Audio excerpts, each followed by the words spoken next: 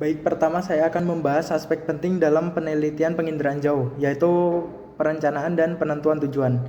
Materi yang akan saya pelajari meliputi penetapan sasaran penelitian, skala ruang dan waktu, pemilihan jenis sensor, serta kebutuhan data lapangan untuk validasi hasil penginderaan jauh.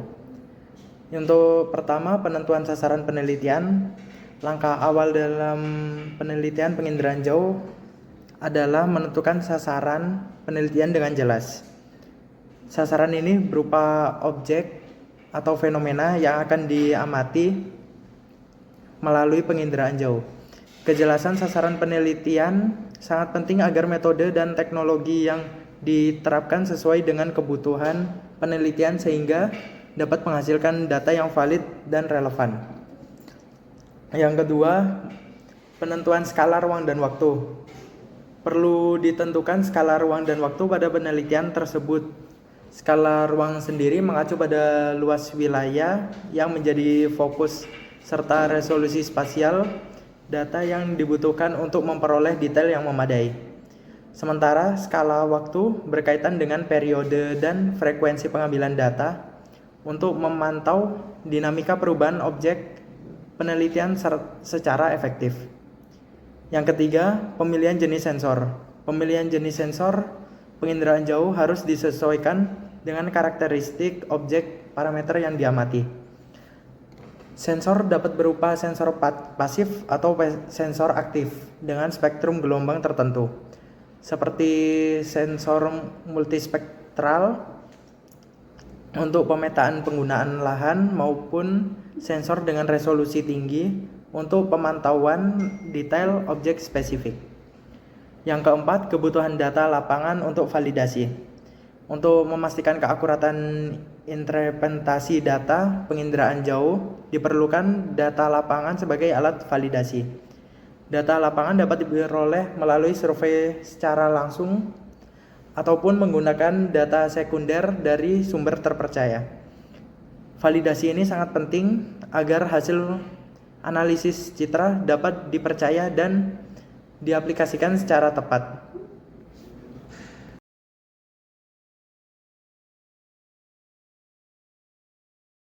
Saya Gita Ramona Siringoringo dengan NIM 2413511066. Tahap yang kedua adalah tahap akuisisi data, di mana tahap akuisisi data dapat diibaratkan sebagai proses pengumpulan bahan dasar sebelum dilakukannya pengolahan.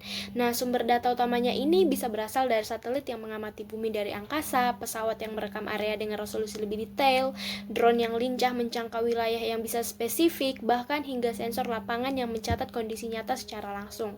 Namun, data utama saja sebenarnya belum cukup. Untuk membuat hasil analisis lebih kuat atau lebih akurat, biasanya data tersebut diperkaya dengan informasi pendukung. Contohnya, peta tematik untuk melihat fungsi lahan atau penggunaan ruang. Kemudian, model elevasi digital atau biasanya disingkat dengan DEM untuk memahami bentuk permukaan dan topografi suatu wilayah, serta data cuaca atau meteorologi untuk menyesuaikan kondisi atmosfer saat perekaman sedang berlangsung. Nah, dengan menggabungkan data utama dan data pendukung ini, kita bisa memperoleh gambaran wilayah studi yang lebih jauh utuh, atau lebih detail, atau lebih representatif.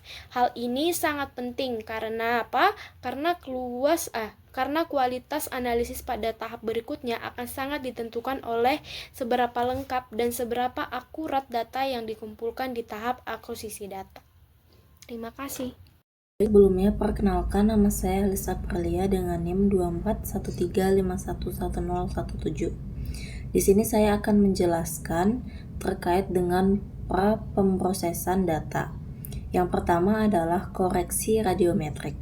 Nah, pada tahap ini, data citra yang dihasilkan sensor biasanya masih memiliki gangguan, misalnya perbedaan nilai dari piksel karena perbedaan pencahayaan atau suhu pengambilan gambar, atau juga bisa noise dari sensor itu sendiri.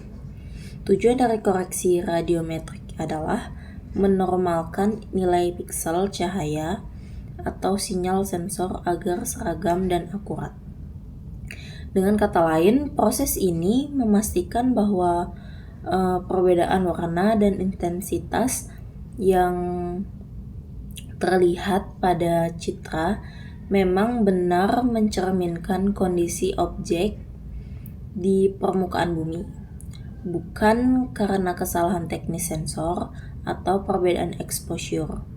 Hasilnya, data yang kita analisis jadi lebih konsisten.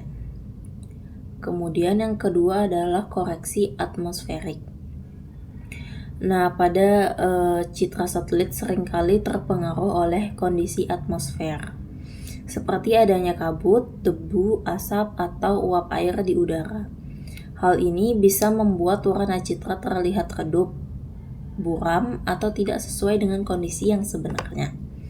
Nah, koreksi atmosferik ini dilakukan dengan menggunakan algoritma khusus untuk menghilangkan gangguan atmosfer tersebut, sehingga warna dan intensitas citra lebih mendekati keadaan nyata di lapangan. Tahap ini sangat penting, terutama jika data akan digunakan untuk analisis jangka panjang, misalnya pemantauan perubahan vegetasi atau kualitas lingkungan. Kemudian yang ketiga adalah koreksi geometrik. Data citra yang diperoleh satelit tidak selalu sejajar sempurna dengan koordinat bumi. Ada kemungkinan citra mengalami pergeseran posisi akibat pergerakan satelit, sudut pengambilan gambar, atau distorsi sensor.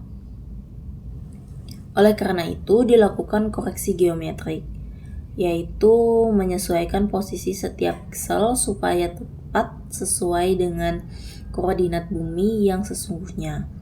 Nah, proses ini biasanya menggunakan data GPS atau peta referensi.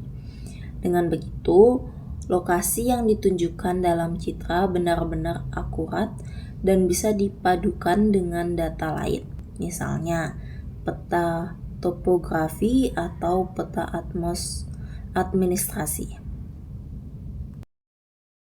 Selanjutnya ada masking awan. Dalam banyak citra satelit, seringkali ada bagian yang tertutup awan. Jika awan ini tidak dihilangkan, maka data di bawahnya tidak bisa dianalisis dengan benar dan bisa menimbulkan kesalahan interpretasi. Oleh karena itu, dilakukan proses masking awan, yaitu mendeteksi dan menutupi area awan pada citra. Hasilnya hanya bagian citra yang bersih yang akan dianalisis, sehingga data lebih valid dan interpretasinya lebih dapat dipercaya.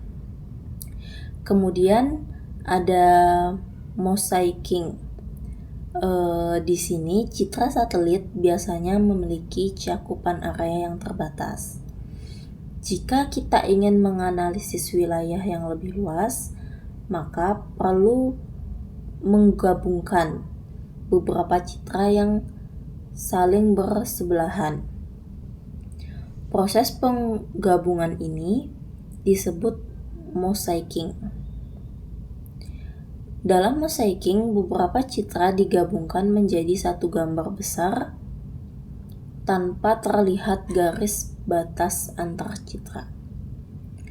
Tujuannya supaya hasilnya menjadi peta yang utuh, lengkap, dan lebih mudah digunakan untuk analisis skala besar. Kemudian yang terakhir, yang keenam, ada cropping area studi. Kita tahu bahwa tidak semua bagian citra diperlukan dalam penelitian. Oleh karena itu, dilakukan proses cropping, yaitu memotong citra hanya pada wilayah studi atau area penelitian yang relevan.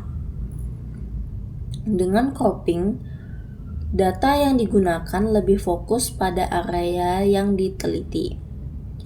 Penyimpanan data lebih hemat dan proses analisis lebih efisien.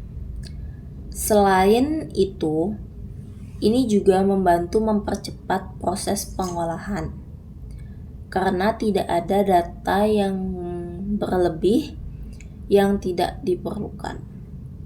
Sekian, terima kasih. Jadi di sini saya akan menjelaskan tentang kalibrasi dan validasi sensor. Apa itu kalibrasi sensor? Jadi definisi dari kalibrasi sensor itu adalah proses untuk menyesuaikan hasil pengukuran sensor dengan standar atau nilai acuan. Tujuannya itu agar data sensor mendekati kondisi nyata sehingga tidak ada perbedaan besar antara hasil sensor dengan pengukuran sebenarnya. Caranya itu yang pertama, bisa menggunakan alat ukur standar, misalnya itu seperti termometer standar atau kalibrasi sensor suhu. Lalu yang kedua, itu ada membandingkan data sensor dengan pengukuran lapangan. Yang ketiga, itu bisa membuat persamaan koreksi atau faktor konversi agar hasil sensor sesuai dengan kenyataan. Lalu ada validasi sensor. Definisi dari validasi sensor itu sendiri adalah proses untuk mengecek apakah hasil data sensor yang sudah dikalibrasi tersebut benar-benar akurat, konsisten, dan bisa dipercaya. Lalu tujuannya itu untuk menjamin kualitas data sebelum digunakan untuk analisis atau penelitian. Caranya itu yang pertama, bisa membandingkan data sensor dengan data dari sumber terpercaya, contohnya seperti data BMKG, data laboratorium atau sensor lain yang sudah terverifikasi. Lalu yang kedua itu ada lihat apakah ada pola error yang berulang, dan yang terakhir atau yang ketiga itu bisa memastikan data stabil dalam waktu tertentu. Baik, selanjutnya itu ada peningkatan citra dan transformasi. Yang contoh pertama itu ada contrast stretch, yaitu teknik untuk memperbaiki kualitas visual citra dengan memperlebar rentang nilai piksel agar lebih kontras. Tujuannya untuk menonjolkan perbedaan antara objek sehingga detail lebih mudah dilihat. Contohnya digunakan pada citra satelit tanpa kusam agar warna dan perbedaan objek lebih jelas.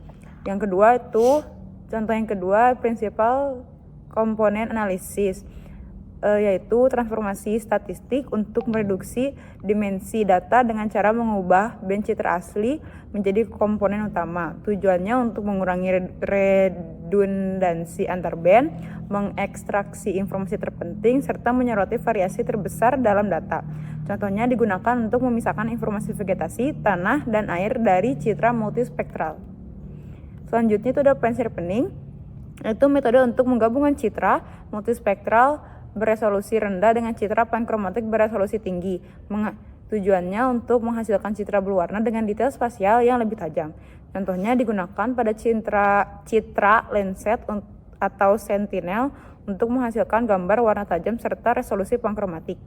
Yang terakhir itu pada transformasi spektral atau proses mengubah kombinasi band citra menjadi indeks tertentu atau bentuk transformasi lain untuk menonjolkan objek spesifik. Tujuannya untuk mempermudah analisis objek yang sulit dilihat pada citra asli. Contohnya ada NDVI atau Normalized Difference Vegetation Index untuk menonjolkan vegetasi.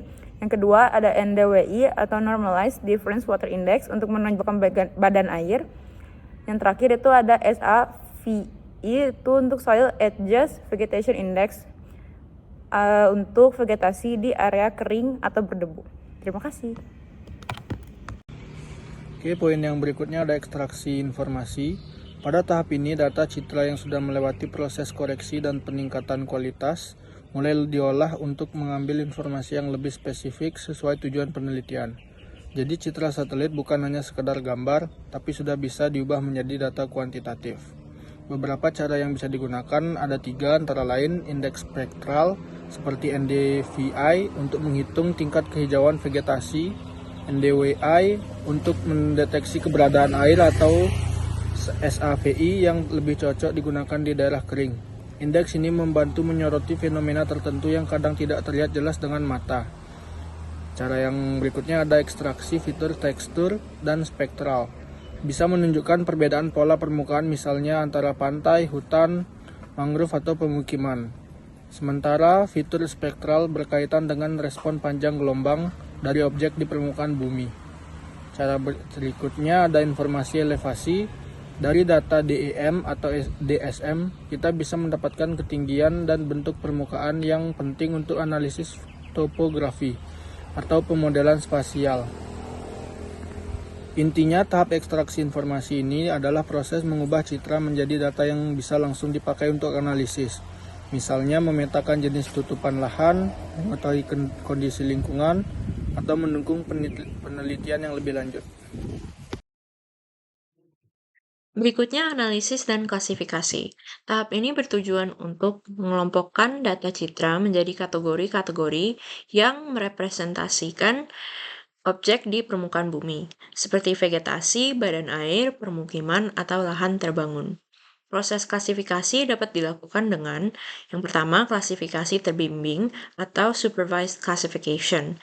Klasifikasi ini menggunakan data referensi lapangan atau peta sebagai training area untuk mengajarkan komputer mengenali kategori tertentu. Yang kedua, klasifikasi tak terbimbing atau unsupervised classification. Klasifikasi ini menggunakan sistem secara otomatis mengelompokkan pixel berdasarkan kesamaan nilai spektralnya tanpa data awal. Yang terakhir, metode berbasis machine learning yang menggunakan algoritma cerdas untuk mengenali pola kompleks pada citra dan menghasilkan klasifikasi dengan akurasi lebih tinggi. Contohnya seperti Random Forest, Support Vector Machine atau SVM, atau Deep Learning. Baik, perkenalkan nama saya Amanda dengan NIM 24135111048. Jadi saya akan menjelaskan terkait hasil validasi hasil dan evaluasi akurasi.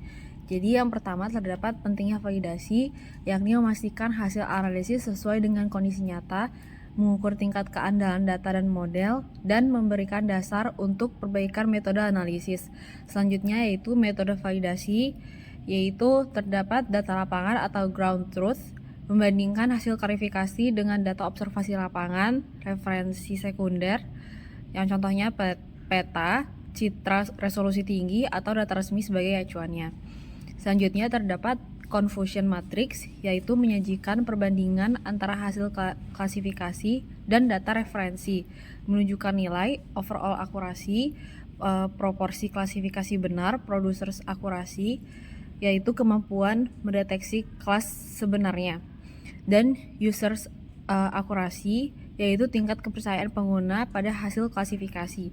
Selanjutnya terdapat kappa koefisien atau disingkat K, yaitu dengan mengukur kesepakatan antara hasil klasifikasi dan referensi setelah mengurangi pengaruh kebetulan dan interpretasi nilai K kurang dari 0,4 itu rendah, dari 0,41 sampai 0,60 itu sedang, 0,61 sampai 0,80 itu baik, dan 0,80 itu sangat baik.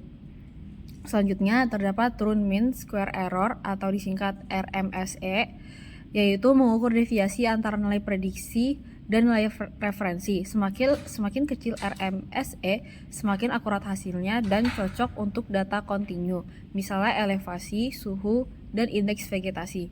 Yang terakhir terdapat kesimpulan validasi, yaitu dengan menggunakan kombinasi confusion matrix plus kappa plus RMSE untuk hasil yang lebih komprehensif.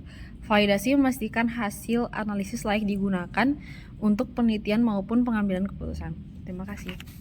Baik, perkenalkan nama saya Gede Sabda Gotama dengan NIM 2313511071. Di sini saya akan menjelaskan bagian produksi pada produksi dan pemanfaatan.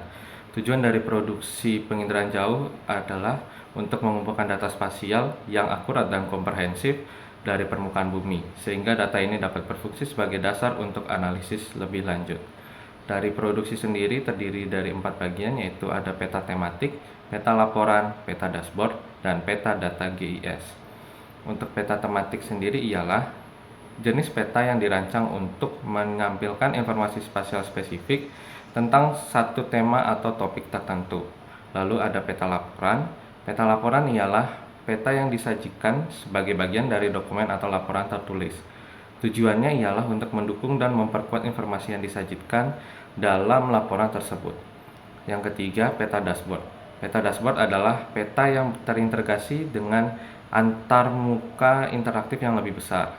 Peta ini berfungsi sebagai komponen visual utama untuk memantau data secara real time atau hampir real time.